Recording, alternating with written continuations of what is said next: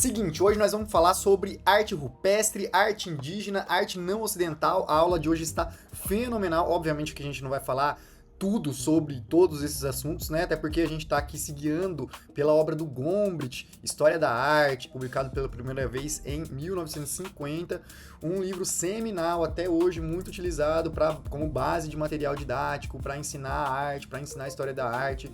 É um puta de um livro, né? Existem outras abordagens mais novas, mas aqui a gente está se guiando pelo Gombrich, beleza? Então a gente vai abordar aqui arte rupestre, essa aula.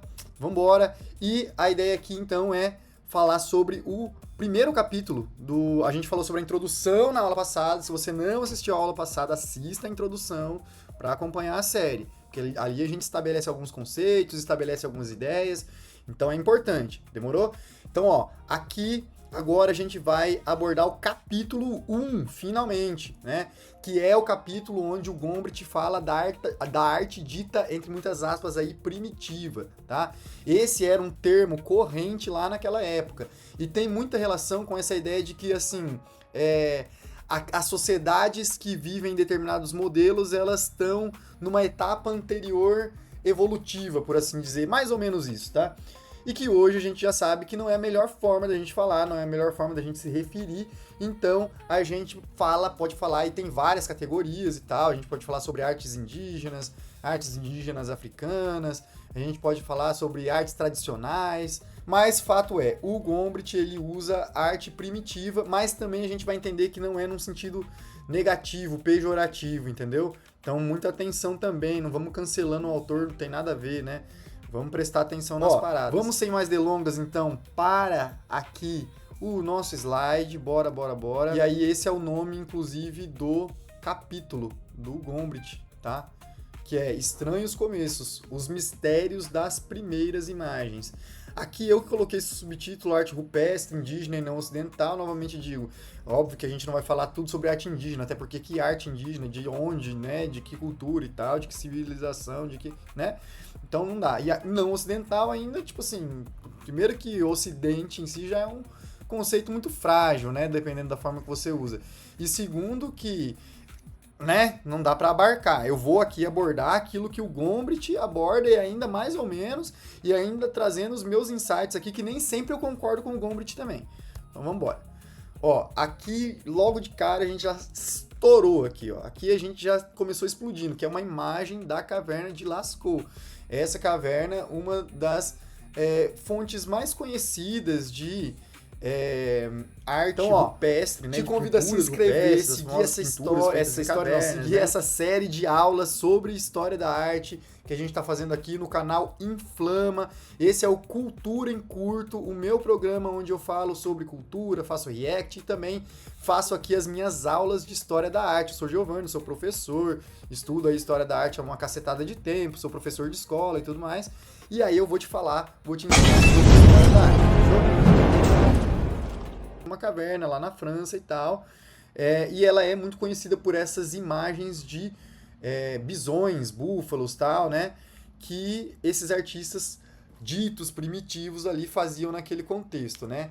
E aí aquela pergunta que sempre surge, meus alunos sempre me fazem muito essa pergunta, professor, mas por que eles faziam isso? Da onde que eles tiravam essas ideias, né? Então, galera, não tem como saber, como que você vai saber? Quanto tempo atrás que não foi feito isso, como que você vai falar, o que estava pensando? Primeiro que essa já não é a pergunta correta. O que o artista estava pensando? Não vamos começar daí. E segundo que, como que você vai saber, né, galera? Tem uma parada que não tinha sido inventada, ainda era escrita, não tinha como você registrar esse tipo de coisa. Então nem vem ao caso isso aí. A gente não sabe, e a gente não sabe por que a arte começou. Quer dizer, a gente sabe uma coisa. A gente sabe que o ser humano sempre, desde sempre, produziu e produz arte como uma necessidade básica. Não há civilização, tipo assim, se a gente considerar como arte, né? Esses artefatos humanos que tem ali, inclusive, intrinsecamente um cuidado estético. Então aí pode ser desde uma casa até uma ferramenta que alguém fez para uma determinada função. Então, mas assim, tem desde no que existe sociedade, desde que o ser humano está usando ferramenta, e possivelmente, provavelmente, antes disso até, existe arte. saca? Nos utensílios, na vida cotidiana, no jogo social. Mas não vem ao caso, porque aí eu vou começar a dar uns papos aqui que vocês não estão preparados ainda. Então, vamos pensar nessa arte como algo que poderia ser visto também para essas pessoas, para esses antigos, que eram pessoas como a gente, como algo também com alguma função, tá? Com alguma função. Ou seja, não existia para esses antigos, muito provavelmente, então, relembrando, a gente não sabe exatamente o que que essas artes significavam para eles, a gente não sabe exatamente para que elas serviam, a gente pode fazer conjecturas baseadas no que se tem de antropologia, de estudo de civilizações, de sociedades, de povos, que até hoje vivem em moldes, às vezes, parecidos com essas pessoas do Paleolítico, do Neolítico. Então, a gente faz conjecturas, vai tentando entender e tudo mais. Então, a gente vê que, por exemplo, em muitas das sociedades indígenas brasileiras, até hoje, não existe essa separação como há na nossa sociedade, por exemplo, entre arte e vida. A arte é essa coisa aqui que fica no museu ali e tal, você vai para conhecer, vai para entender um pouco. E aí, tipo, isso não tem nada a ver com a estética dos objetos do cotidiano e tal, que hoje também tem muito a ver com design, né? Não, para as pessoas antigas e tal qual, e aí essa conjectura também, e tal qual para as sociedades indígenas de hoje, né? Sociedades em modelos diversos aí, não existe. Na verdade, esse conceito de arte, do jeito que a gente tem aqui, é uma parada muito recente, muito europeia, né? A verdade é que a arte ela estava integrada na vida de várias formas, seja enquanto espetáculo, deleite puro, enquanto apreciação estética, né? Ou seja, como um componente utilitário ali, ou presente em um componente utilitário, né? E muitas das vezes a gente acredita que essa função que a arte tinha era, quando era só a arte, o objeto ali, ou então, enfim, essa expressão, estava muito relacionada com uma função ritual. Tá? Inclusive as paredes, as pinturas das cavernas, elas eram feitas ali em contextos em que não era só uma pintura acontecendo, ou só uma pintura sendo apreciada, mas a gente acredita que envolvia situações, proto-teatro, rituais, música, batuque, flauta, né? Então, até um proto-cinema, tem gente que fala de um proto-cinema.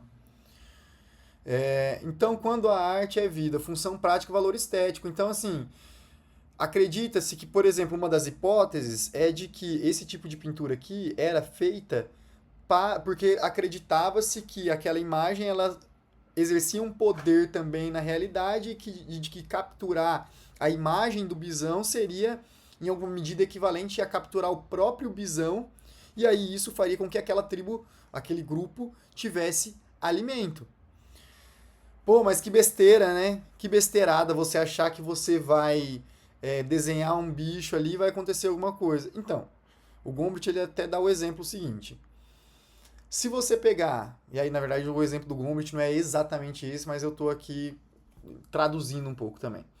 Você pegar uma foto da sua mãe, pega uma foto da sua mãe, olha para ela bem ali, tá? Aí você pega uma caneta ou alguma coisa que vai ser aguda e fura os dois olhos assim, ó, da foto da sua mãe. É óbvio que não é a sua mãe, né? Mas assim, é confortável. É uma parada que você vai fazer, daí você vai olhar aquela foto com dois buracos, assim, vai ser legal. Não vai te transmitir uma sensação de que aquilo, em alguma medida, está alterando a realidade, inclusive influenciando. Não é um pouco daí também que vem aquela ideia de boneco voodoo, de analogia, né? Então, perceba que não são ideias tão estranhas assim, tá? E que é muito possível que esse seja um dos caminhos aí. Bom, aqui eu trouxe uma imagem da Vênus de Willendorf também. As pinturas lá de Lascaux são pinturas que foram feitas entre 17 e 20 mil anos atrás. A Vênus de Willendorf é a mais antiga, cerca de 30 mil anos atrás. E aí, por que eu falo, por exemplo, que a pergunta não deveria ser o que eles estavam pensando quando eles fizeram? Mas talvez seja o que a gente consegue entender do mundo, do ser humano, da nossa experiência olhando para uma imagem aqui como essa. Quais símbolos a gente pode entender? E se a gente colocar no contexto ali, por exemplo, a gente pensar que eram pessoas que tinham estilos de vida nômades, que tinham dificuldade para obter comida, que muitas vezes obter um alimento era matar um animal gigante. Portanto, valorizava-se muito o ganho de caloria, né? A energia, a reserva de energia. Especialmente se você fosse uma mulher e fosse justamente, né, a responsável por dar à luz e perpetuar a espécie. Então existia o sagrado nesse sentido aí também. A gente começa a entender que uma imagem como a Vênus de Willendorf, ela não é um retrato de uma mulher gordinha simplesmente, né?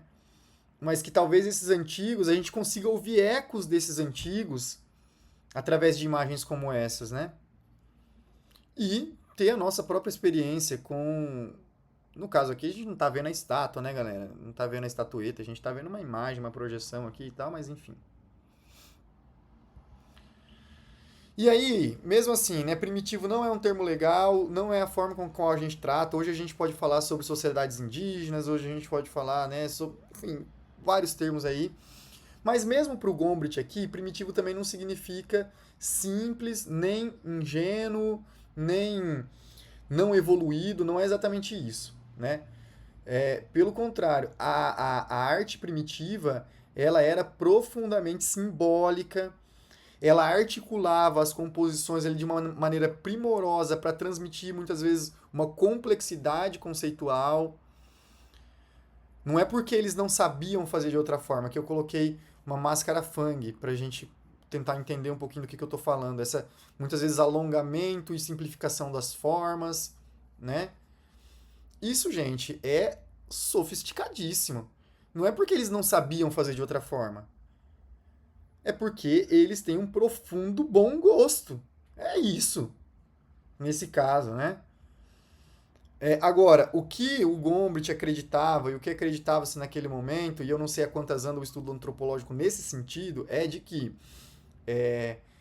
a arte que era praticada, por exemplo, aqui, né, os motivos pelos quais elas eram praticadas, a forma das sociedades nas quais elas emergiram, seriam muito semelhantes àquelas formas de sociedades mais recentes, que estão aí até hoje,